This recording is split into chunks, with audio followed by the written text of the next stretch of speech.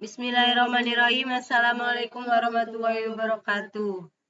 Kami dari kelompok 11, Maulida Putri, dan juga Safira Naurin ingin mempresentasikan makalah dengan berjudul Konsep Pendidikan Agama Islam dalam Perspektif Al-Ghazali. Dalam presentasi ini, kami akan membahas rumusan masalah yang berisi bagaimana pemikiran Al-Ghazali tentang ilmu pengetahuan, 2. Bagaimana pemikiran Al-Ghazali tentang konsep pendidikan menurut agama Islam, 3. Bagaimana pemikiran Al-Ghazali tentang pendidikan akhlak dan karakter anak.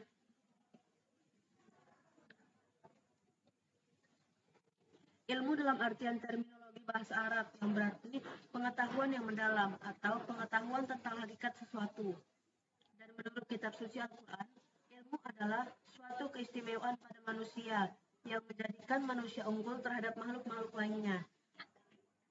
Sebagaimana terdapat di Al-Quran dalam surah Al-Baqarah ayat 38. Dan menurut Al-Ghazali, ilmu pengetahuan adalah dasar dari segala kebahagiaan di dunia maupun akhirat.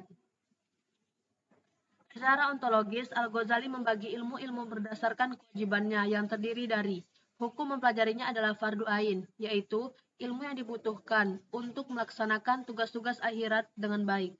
Kedua, hukum mempelajarinya adalah fardu kifayah, ilmu yang wajib dipelajari oleh setiap individu, seperti ilmu agama dan cabang-cabangnya yang bersumber pada kitab Allah. Secara epistemologis, Al-Ghazali membedakan ilmu pengetahuan dengan berdasarkan sumbernya yang dibedakan menjadi dua, yaitu ilmu syariah, yaitu segala pengetahuan yang secara langsung membahas hal-hal keagamaan atau religius dan dikembangkan berdasarkan Al-Quran dan As-Sunnah. Yang kedua, ilmu ghairu syariah atau ilmu akliyah, ilmu-ilmu yang bersumber dari akal, baik diperoleh dari delaruri atau iktisabi. Delaruri yang berarti ilmu yang diperoleh dari insting akal itu sendiri tanpa melalui indera.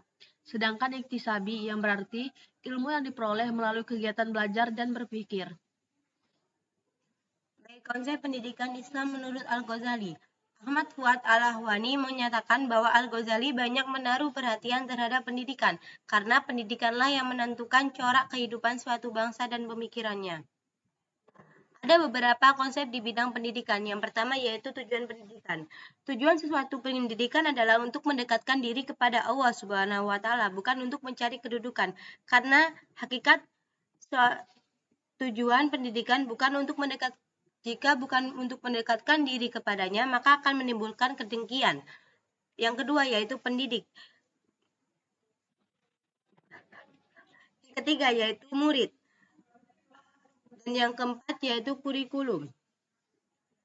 Secara sederhana, kurikulum diartikan sebagai mata pelajaran yang diberikan kepada anak didik untuk menanamkan pengetahuan agar mampu beradaptasi dengan lingkungannya.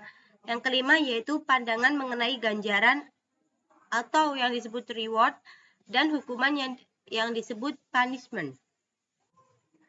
Dalam dunia pendidikan, Al-Ghazali lebih cenderung dalam bentuk persuasif dan kekeluargaannya. Yang keenam yaitu sesuai dengan konsep kurikulum. Sistem pendidikan akhlak menurut Imam Al-Ghazali ada dua, yaitu yang pertama pendidikan formal. Imam Al-Ghazali mensyaratkan adanya seorang guru mempunyai kewajiban antara lain bertanggung jawab atas keilmuannya dan lain-lain.